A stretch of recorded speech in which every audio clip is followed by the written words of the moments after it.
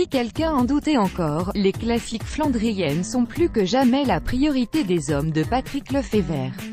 Et c'est particulièrement vrai du Tour des Flandres. Depuis 2005, l'équipe Quick-Step a signé 7 victoires en 14 éditions. Soit une victoire tous les 2 ans. Un rythme infernal. Dimanche, la formation belge s'avançait une fois encore avec une étiquette de favorite incontournable du fait de sa puissance collective. Avec le tenant du titre Philippe Gilbert, Niki Terpstra, Zdeněk Štýbar et Yves Lampaert, elle disposait de 4 atouts de premier plan. Chacun d'entre eux aurait pu faire figure de leader incontestable dans n'importe quelle équipe. C'est donc Niki Terpstra qui a tiré les marrons du feu en passant à l'attaque dans les 30 derniers kilomètres.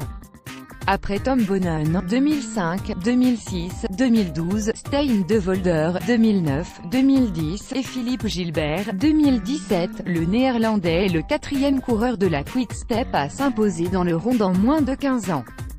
Si l'on ajoute la version fin XXe siècle de l'équipe, sous la bannière de la Mapei, Patrick Lefevere totalise même 10 victoires sur le ronde. Gilbert, l'objectif était de durcir la journée, bien sûr, ces victoires successives tiennent aussi au talent de certains champions au-dessus du lot à leur époque, comme Musset ou Boonen. Mais comme l'a souligné Lefevere dimanche, l'équipe a prouvé à maintes reprises que, sur la durée, elle était plus forte que ses vedettes. Ça marche bien pour notre équipe après l'ère Boonen, a-t-il rappelé. C'était déjà le cas après le départ de Johan Museeuw, où tout le monde pensait que nous allions tomber dans un trou, symbole de cette force collective. Outre le succès de Niki Terpstra, Philippe Gilbert a pris la 3e place et Štýbar s'est lui aussi glissé dans le top 10, 10e. Nous avons fait une super course tactique, a savouré Gilbert, qui a tenu à englober l'ensemble de l'équipe dans ce succès. L'objectif était de durcir la journée. Sans Caisse, De Klerk et Sénéchal, nous n'aurions pas pu faire ce que l'on a fait, bis repetita dimanche prochain.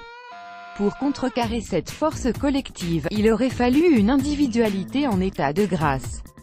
Mais ceux qui étaient le plus à même de tenir ce rôle, comme Greg Van Avermaet ou Peter Sagan, n'avaient pas les moyens de le faire. Le problème, c'est que personne n'était assez fort pour s'en aller et faire le trou, a résumé GVA. Quick-Step a tout contrôlé. C'est une très bonne équipée, ils ont beaucoup de coureurs forts, beaucoup d'options. J'ai fait de mon mieux pour combler les trous mais, seul, c'était impossible, a regretté de son côté le champion du monde slovaque.